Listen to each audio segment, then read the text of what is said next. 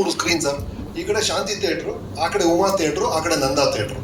ಈ 3 ಸ್ಕ್ರೀನ್ ನನಗೆ ಗೊತ್ತಿದ್ದಷ್ಟೇ. ಬಟ್ ಈಗ ಇಂಡಿಯಾದಲ್ಲಿ ಅತಿ ಶೀಘ್ರದಲ್ಲಿ sir we are going to reach 1 billion screens ಇಂಡಿಯಾದಲ್ಲಿ. 1 billion including this of course. ನಮ್ಮ ಇಂಡಿಯಾದಲ್ಲಿ 1 ಬಿಲಿಯನ್ ಜನ ಇದ್ದಾರೆ, ಎಲ್ಲರ ಕೈಲಿ ಮೊಬೈಲ್ ಇರುತ್ತೆ. 1 ಬಿಲಿಯನ್ ಸ್ಕ್ರೀನ್ಸ್ ಇದೆ ಸರ್. ಹಾಗಾಗಿ ಕಂಟೆಂಟ್ ಕ್ರಿಯೇಟ್ ಮಾಡ್ತೀವಲ್ಲ ನಾವು, ಕಲಾವಿದರಿರ್ಬೋದು, ನೀವಿರ್ಬೋದು, ಅದ್ಭುತವಾದ ಅವಕಾಶ ಇದು. ಈ ಸ್ಥಿತಿಗತಿ ಬಗ್ಗೆ ನೀವು ವರಿ ಮಾಡಬೇಕಾಗೇ ಇಲ್ಲ. ಸೊ ಈಗ ಆಗಿರೋ ಪ್ರಾಬ್ಲಮ್ ಏನು? ಒಂದು ಕಡೆ ನೀವು 23 ತೊಗೊಳ್ಳಿ, ಬರೀ 23 ನೀವು ಕರೆಕ್ಟ್ ಫಿಗರ್ಸ್ ನೋಡಿದ್ರೆ, ಇಫ್ ಐ ಆಮ್ ರೈಟ್, ಒಂದು 800 ಮಿಲಿಯನ್ ಅಂದರೆ 8,000 ಲಕ್ಷ ಜನ ಟಿವಿ ಮೂಲಕ ನಮ್ಮ ಜೊತೆ ಕನೆಕ್ಟ್ ಆಗಿದ್ದಾರೆ. ಡಿಜಿಟಲ್ ಮೂಲಕ 6,000, ನಿಮ್ಮ ಮಾಧ್ಯಮ ಮೂಲಕ ಒಂದು 300 ಇರ್ಬೋದು, ನಮ್ದು ಒಂದು 100 ಇರ್ಬೋದು. So million I talking about. ಇಷ್ಟು ಜನ ಇದ್ದಾರೆ ಸರ್, ಇಷ್ಟು ಜನ ನಮ್ಮ ಜೊತೆ ಸಂಪರ್ಕದಲ್ಲಿದ್ದಾರೆ ಸರ್, ನಮ್ಮ ಕಂಟೆಂಟ್ಗೆ ಆಸೆ ಪಡ್ತಿದ್ದಾರೆ, ಇದರ ರೈಟಿಂಗ್ ಅಥವಾ ಸಿನಿಮಾ ವಾಟ್ ಎವರ್. ಹಾಗಾಗಿ ಇದು ಡಿಸ್ಮಲ್ ಸೀನೆ ಅಲ್ಲ. ಎಲ್ಲರೂ ಬಂದು ಕುಸಿದು ಹೋಗ್ತಿದೆ, ಸಿನಿಮಾ ಯಾರು ನೋಡ್ತಿಲ್ಲ ಅಂತೆಲ್ಲ ಮಾತಾಡ್ತಿದ್ದೀರಲ್ಲ. ಇದು I tell you what the problem is.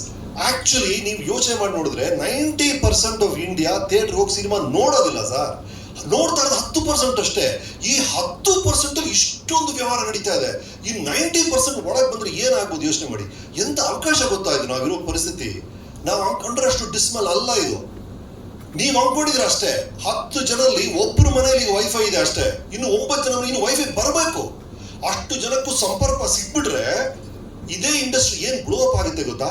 So actual ಅವಕಾಶಗಳು ಅದ್ಭುತವಾಗಿದೆ. ನಾವು ಮಾತಾಡ್ತಿರೋ ಪ್ರಾಬ್ಲಮ್ ಏನು ಗೊತ್ತಾ, ಇದು 20 ವರ್ಷದಿಂದ ಹೇಳಿದ್ರಲ್ಲ ಅದು ಆಗಿದೆ. ಇವ್ರು ಹೇಳೋದಲ್ಲ ಇದೇ ತರ ಒಂದು ಸಂವಾದ ಆ ಟೈಮಲ್ಲೂ ಆಗಿದೆ. ಆದ್ರೂ ನಾವು ಹೋಗಿದ್ದೀವಿ. ಏನಾಗುತ್ತೆ ಅಂದ್ರೆ ಎಲ್ಲವೂ ಒಂದು ರೀತಿಯಲ್ಲಿ ನಡೀತಾ ಇತ್ತು, ನಮಗೆ ಫೇವರಬಲ್ ಆಗಿ ನಡೀತಾ ಇತ್ತು, ಎಲ್ಲವೂ ನಮ್ಮ ಪರವಾಗಿ ನಡೀತಾ ಇತ್ತು. ದಿಢೀರಂತ ನನ್ನ ಪರವಾಗಿ ಇದು ನಡೀತಿಲ್ಲ ಅನ್ನೋದೇ problem. Actually it's a problem of adaptability. ನಾವು ಬದಲಾವಣೆಗೆ ಹೊಂದ್ಕೊಳಕ್ಕಾಗ್ತಿಲ್ಲ ಅನ್ನೋದೊಂದೇ ಸಮಸ್ಯೆ ಸರ್. ಎಲ್ಲವೂ ಚೇಂಜ್ ಆಗ್ಬಿಟ್ಟಿದೆ, ಯಾವುದು ಸರಿ ನಡೀತಿರೋದು ಅಲ್ಲ ಅದು. ನಾವು ಹೊಂದ್ಕೊಳಕ್ಕಾಗ್ತಿಲ್ಲ, ನಾಳೆ ಉಳಿಯಕ್ಕಾಗ್ತಿಲ್ಲ. ನನ್ನ ಸಮಸ್ಯೆನೂ ಅದೇ, ಎಲ್ರದ್ದು ಸಮಸ್ಯೆ ಅದೇ. ನಾನು ಹೇಳ್ತಿಲ್ಲ, ನಮ್ಮ ಮನೇಲಿ ನಾವೇ ಒಂದು ಚಿತ್ರ ರಿಲೀಸ್ ಆದ್ರೆ ಇಡೀ ಫ್ಯಾಮಿಲಿ ಹೋಗ್ಬೇಕು ಈ ಸ್ಯಾಟರ್ಡೆ ಅಂತ ಡಿಸೈಡ್ ಮಾಡಿ ಎಲ್ಲರೂ ಹೋಗ್ತಾ ಇದ್ವಿ. ಈಗ ಒಂದು ಫಿಲ್ಮ್ ರಿಲೀಸ್ ಆದ್ರೆ ನಾನು ಹೆಂಡ್ತೀನಿ ಹೇಳ್ತಾರೆ, ಯಾಕೆ ಹೋಗ್ಬೇಕು ನಾವು, ಬರುತ್ತಲ್ಲ OTT ಅಂತ. ಸೊ ನನಗೆ ಗೊತ್ತು, ಇದು ಡೇಂಜರ್ ಏರಿಯಾ, ನನ್ನ ಇಡೀ ಕ್ಷೇತ್ರವೇ ಡೇಂಜರ್ ಏರಿಯಾ. ಇದಕ್ಕೆ ನಾನು ಹೆಂಗೆ ಹೊಂದ್ಕೊಳ್ಳೋದು ಅನ್ನೋದೊಂದೇ ಸಮಸ್ಯೆ ಅಷ್ಟೇ. ಅದು ಅದೇ ಥರ ನಮ್ಮ ಮನೇಲಿ ಪೇಪರ್ ಬಂದರೆ ನಾನು ಬೆಳಗ್ಗೆ ಎದ್ದರೆ ಫಸ್ಟ್ ಪೇಪರ್ ತೊಗೊಂಡು ಅದ್ರ ಜೊತೆಗೆ ನಾನು ಕಾಫಿ ಕುಡಿಬೇಕು. ಅಷ್ಟು ಅಭ್ಯಾಸ ನನಗೆ ಈಗಲೂ ಅದೇ ಅಭ್ಯಾಸ. ಬಟ್ ಈಗಲೂ ಆ ಪೇಪರ್ಸ್ ಬರ್ತಾ ಇದೆ, ನಾನು ಒಬ್ಬ ನೋಡ್ತಾ ಇದ್ದೀನಿ, ಮನೆಯವ್ರ ಬೇರೆ ಯಾರು ಅದನ್ನು ಮುಟ್ತಾನೆ ಇಲ್ಲ, ಹಂಗೆ ಇದೆ ಜೋಗಿ.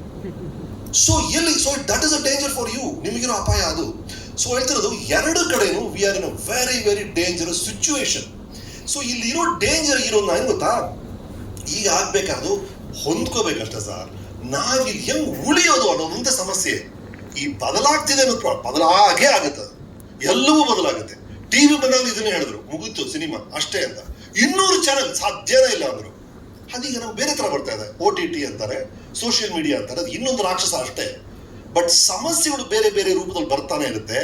ನಾವು ಅದನ್ನ ಎಷ್ಟು ಕ್ಲೇವರ್ ಆಗಿ ನಮ್ಮನ್ನ ಹೆಂಗ್ ಅಪ್ಡೇಟ್ ಮಾಡ್ಕೊಳ್ತೀವಿ, ಈ ಹೊಸ ಮಾಧ್ಯಮಕ್ಕೆ ನಾವು ಹೆಂಗ್ ಅಂಟ್ಕೊಳ್ತೀವಿ ಅನ್ನೋದೊಂದೇ ಈಗ ನಾವು ಮಾಡ್ಬೇಕಾದ್ರೆ ಅಷ್ಟೇ ಈಗ. ಸೊ ನನಗನ್ನಿಸ್ತಾ ಇರೋದು ಎಲ್ಲವೂ ಹಿಂಗ್ ಬದಲಾಗ್ತಾ ಇದ್ರೆ ಹೌ ಡು ಯು ಚೇಂಜ್. ನಾವೆಲ್ಲ ಓದಿದಾಗ ಏನಾದ್ರು ಕಂಪ್ಯೂಟರ್ ಇಂಜಿನಿಯರಿಂಗ್ ತೊಗೊಂಡ್ರೆ ಕೆಲಸ ಗ್ಯಾರಂಟಿ ಗುರು. ಪ್ಲಾಸ್ಟಿಕ್ಸ್ ಫ್ಯೂಚರ್ ಅನ್ನೋದು. ಈಗ ಪ್ಲಾಸ್ಟಿಕ್ಸ್ ತೊಗೊಂಡ್ರೆ ಯಾರು ಮುಟ್ಟೋದಿಲ್ಲ ಅಂತ ಆಗ್ಬಿಡ್ತಾರೆ. ಮೆಕ್ಯಾನಿಕಲ್ ಇಂಜಿನಿಯರಿಂಗ್ ಅದು ಚೇಂಜ್ ಆಯ್ತು.